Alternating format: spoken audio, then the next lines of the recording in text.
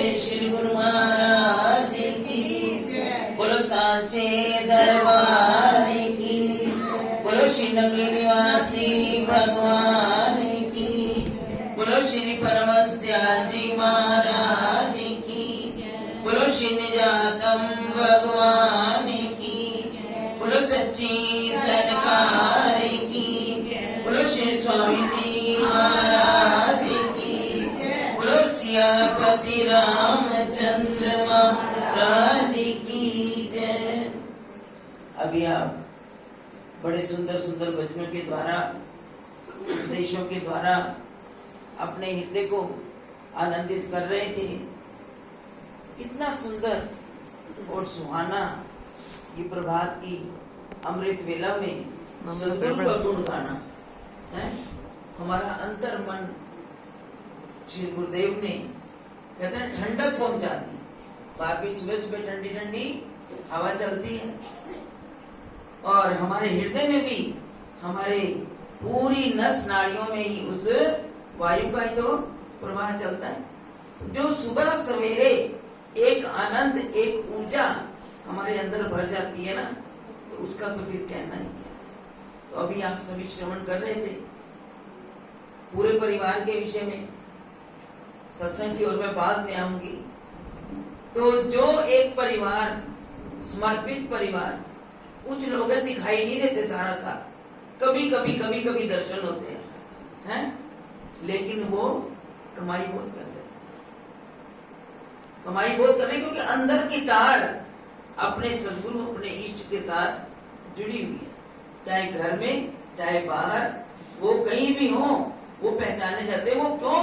उनकी मोहर लगी। स्टैम्प वाला पेपर हर जगह चलता है। जिसके गले में पटा हो उसको कोई नहीं पकड़ता। तो हम इस दर के कुत्ते हैं। हमारे गले में कौन सा पट्टा डाला है? नाम का पट्टा। तो हमारे दादा गुरुदेव श्री परमहंस दयाल जी, जिनके विषय में अभी आप श्रवण कर रहे हैं, उनका जीवन वो स्वयं अवधूत थे। सब कुछ जानते हुए भी वो दुनिया से न्यारे रहे और उन्होंने तैयार किया हमारे सद्गुरुदेव श्री नगली निवासी भगवान को कि जगत का उद्धार वो करेंगे।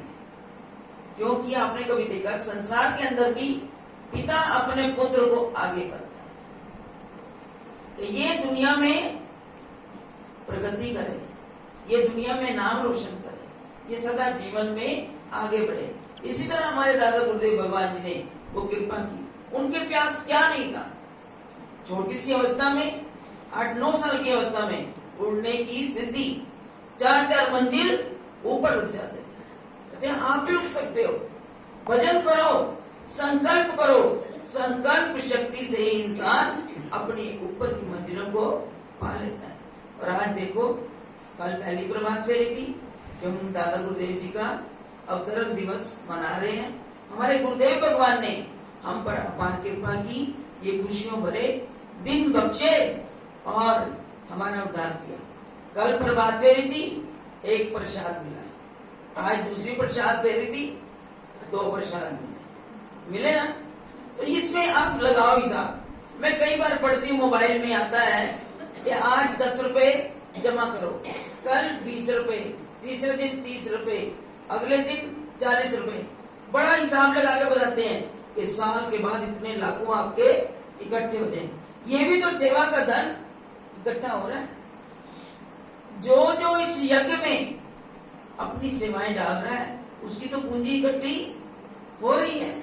और गुरु महाराज जी उसको क्यों गुरु महिमा में पढ़ते हैं, सहस्र गुना होकर वो हमारे पास लौट कर आता है। गुरुदेव किसी का रखते नहीं है, लेकिन गुरुदेव भगवान ये दिन बख्शते हैं। क्योंकि मेरी घड़ी की ओर भी मेरी ध्यान है। गुरुदेव ये दिन बख्शते हैं। वो मैं कहते तुमने करना क्या है? क्योंकि हम दादा गुरुदेव भगवान जी के, अपने गुरुदेव भगवान जी के, नगली निवासी भगवान के, निजातम प्रभु के, इन सभी महापुरुषों के, अपने इष्ट गुरुओं के एक एक कण को भी अपने हृदय में धारण कर लेंगे तो हमारा जीवन बड़ा ही सुंदर बन जाएगा। तो दादा गुरुदेव भगवान क्या फरमाते थे? वो कहते थे इस मन की सफाई करनी। और इसका प्रमाण बड़ा सुंदर हमें श्री गुरु महाराज जी ने दिया कि एक सेठ आया, बड़ा धान्य उसके पास था, नौकर चाकर थे, लेकिन मन को शांति नहीं थे। गुरु भाई के चरणों में आया और कहने लगा सब कुछ होते हुए भी मेरे मन को शांति नहीं है। तो श्री गुरु भाई ने क्या किया, उन्होंने कहा जाओ बाहर आंगन में झाड़ू पड़ा है और आंगन में सफाई करो। और जितने अब पूछने आया, मन की शांति का उपाय पूछने आया, तो गुरु भाई ने कहा तो वो मानना भी पड़ता है। झाड़ू उठा लिया और बाहर चला गया, आंगन में सफाई शुरू कर दी। और जितने संत आसपास खड़े थे कहने लगे गुरु जी महाराज जी आपने क्या किया, इतना बड़ा सेठ, इसके घर में इतने नौकर चाकर और आपने उसको झाड़ू लगाने। कहते ये मन ऐसे साफ नहीं होगा। क्यों कहा जाता है कि मन मंदिर काफिला झाड़ू रोज लगाया कर, इसको ये झाड़ू लगाकर ही तो हमने साफ करना है। तो गुरु महाराज जी हमें कहते हैं जब तक मन को साफ नहीं किया, उसको निर्मल नहीं किया, तब तक वो सदगुरु के साथ तुम्हारी तार नहीं जुट सकती।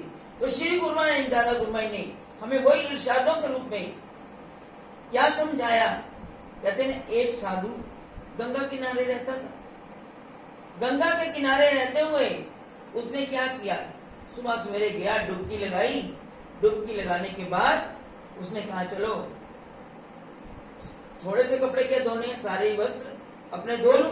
कपड़े धोए, साथ ही रेता पड़ी थी, वो भी साथ ही थी, उस रेत के ऊपर सारे कपड़े फैला दिए, तो अभी धूप आएगी वे सूख जाएंगे। और अपने झोंपड़े में वो चले गए। जब चले गए इतने में क्या हुआ, क्योंकि गंगा है ना, कहना निर्मल होया गंगा का पानी किसी ने कुछ ना कहता है, वो किसी को कुछ नहीं कहता। और लेकिन जो भी आए भला बुरा पाप पुण्य वाला सबके कहते हैं गंगा में स्नान करो, सारे पाप धुल जाते हैं। तो उसने कहा थोड़ी देर साधु स्नान करके गया, इतने में एक चंडाल आ गया। उसने कहा मैं भी गंगा में एक डुबकी लगा लूं। जब उसने डुबकी लगाई, उसकी नजर गई तो उधर कपड़े सूख रहे हैं, कहने चलो मैं भी देखा देखी आ जाता ना दिमाग में, उसने कर लिया तो मैं भी ये काम कर लूं।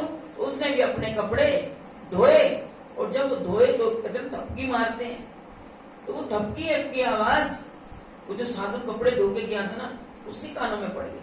ये बाहर कौन कपड़े धो रहा है? बाहर झांका तो देखा एक चंडाल कपड़े धो रहा है। जहां मैं नहा के आया हूं वहां चंडाल नहा रहा है। जब ये बात सोची, आ गया वहां पे और उसने देखा कि ये कपड़े धो रहा है, इसके छींटे मेरे कपड़ों के ऊपर पड़ रहे हैं। अब ये इंसानी फितरत, चाहे हम साधु बन जाएं, लेकिन अगर परिवर्तन नहीं हुआ तो उसका कोई फायदा नहीं।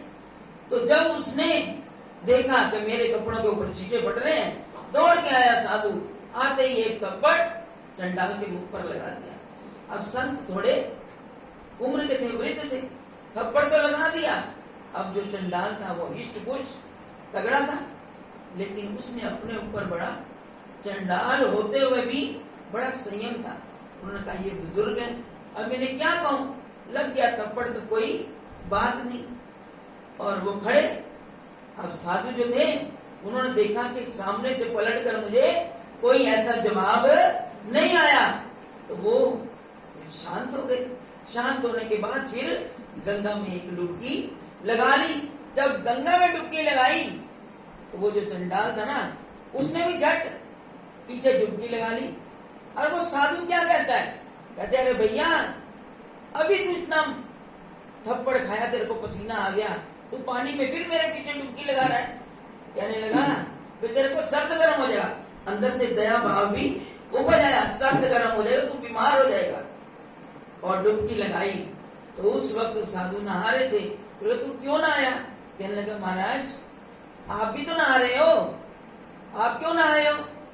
कहने लगे मैं इसलिए नहाया हूं क्योंकि चंडाल का मुझे सुबह सुबह दर्शन हो गया और मुझे उससे चीटे मेरे ऊपर पड़ गए, तो इसलिए मैं नहाया हूं। उन्होंने फिर पता क्या कहा चंडाल ने, क्या लगा आपने चंडाल के दर्शन करके गंगा में स्नान किया, मैंने महाचंडाल के दर्शन किए। महाचंडाल साधु को नहीं कहा, उन्होंने उस क्रोध को कहा। कि ये जो क्रोध है ये महाचंडाल है, ये अपने तन को भी साड़ता है और मन को भी जलाता है। इसलिए दादा गुरु महाराज जी कहते हैं हमारे अंदर ये जो विकार है, काम, क्रोध, लोभ, मोह, अहंकार, इन विकारों को तो हमने दूर करना है। जब ये हमारे अंदर से निकल जाएंगे, इसका रूप परिवर्तित हो जाएगा, ये रहेंगे तो हमारे साथ, क्योंकि इनका जन्म हमारे जन्म के साथ ही हुआ है, विकार लेकर ही हम पैदा हुए हैं।